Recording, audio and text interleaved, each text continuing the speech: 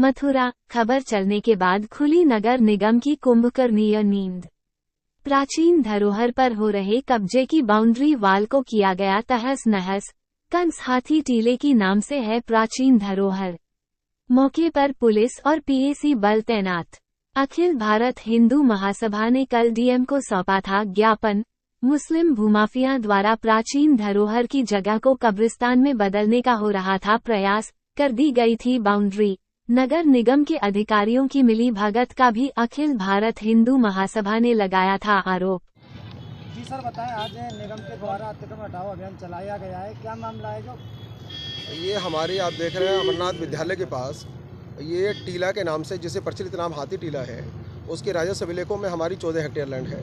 वो 14 hectare land हमारी जहाँ हम रास्ते पे खड़े हैं वहाँ से शुरू होकर और आखिर तक जाती है। उसी में जो एक बीच के हिस्से में, कुछ हिस्से में कब्रिस्तान है। हमने कभी कब्रिस्तान में चूँकि कफन दफन का काम होता है तो हमने कभी उन लोगों को डिस्टर्ब नहीं किया, उनके पोजीशन में हमने कभी इंटरफेयर नहीं किया। हालांकि वो संपत्ति भी नगर निगम की है, लेकिन ठीक है, चूँकि कब्रिस्तान हो रहा है, सभी के काम आना है। कब्रिस्तान की आड़ में कुछ लोगों ने होली वाले दिन यहाँ पे बाउंड्री करना शुरू कर दिया। जैसे ही हमारी जानकारी में आया, होली और शबरात का शुभ दिन था, उनकी मंशा ये बता रही है कि उन्होंने होली के दिन काम करने का उनका पर्पज़ ये था कि 2-3 दिन छुट्टी होगी, अधिकारी कोई मिलेगा नहीं, पुलिस अपने लाइन ऑर्डर में व्यस्त होगी, तो हम यहाँ इसमें अपने जो कुक करते हैं उसमें सफल हो जाएंगे। हमें जैसी जानकारी मिली, हमने पुलिस का सहयोग लिया। पुलिस का सहयोग लेकर अपनी एटीएफ के साथ मैंने उसी दिन 7 तारीख को होली के दिन जो बाउंड्री यहाँ करीब 30-40 फीट बन गई थी उसको मैंने हटवा दिया, उसके फोटोग्राफ लिए। लेकिन इन लोगों का शायद मंशा ही ज़मीन पर कब्जा करने की थी नगर निगम पे।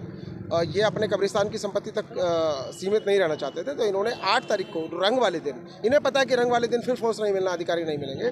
8 तारीख की शाम से इन्होंने फिर काम शुरू कर दिया और कल शाम तक ये कंटिन्यूस काम कर रहे थे।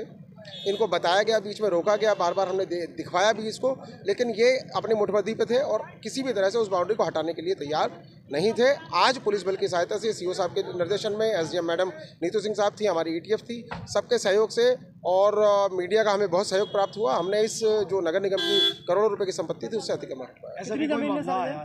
ये टोटल जमीन लगभग 14 हेक्टेयर है, लेकिन जिस जमीन से कब्जा हटवाया लगभग 20 से 25 हज़ार मीटर है। और जगह अतिक्रमण हो रहे हैं, उनको लेकर क्या कहेंगे? देखिए, कुछ चीज़ें ऐसी होती हैं कि जो खाली हैं, कहीं किसी ने गाय बांधा, भैंस बांधा, वो अतिक्रमण नहीं है। अतिक्रमण बेसिकली कहीं अगर कोई निर्माण प्रारंभ कर दिया गया, अतिक्रमण 2 तरह का, स्थायी, अस्थायी।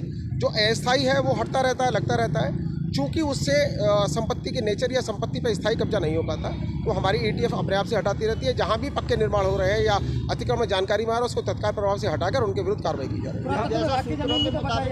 एक्चुअली पुरातन साहब के साथ आपकी बैठक थी और सिटी मजिस्ट्रेट साहब उसमें मौजूद भी थे, आप भी मौजूद थे और पर्यटक विभाग भी मौजूद था और जो जमालुद्दीन पार्टी है वो भी मौजूद थी।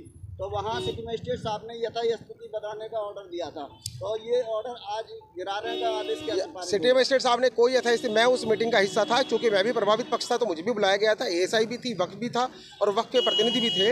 वहाँ पे सिटी मजिस्ट्रेट साहब के द्वारा साफ साफ ये कहा गया था कि 7 तारीख से पहले की पोजीशन आप कर दीजिए। जो वक्त के पदाधिकारी थे, जमालुद्दीन और शाकिर हुसैन वगैरह, उन्होंने साफ मना कर दिया कि हम 7 तारीख से पहले की पोजीशन रेस्टोर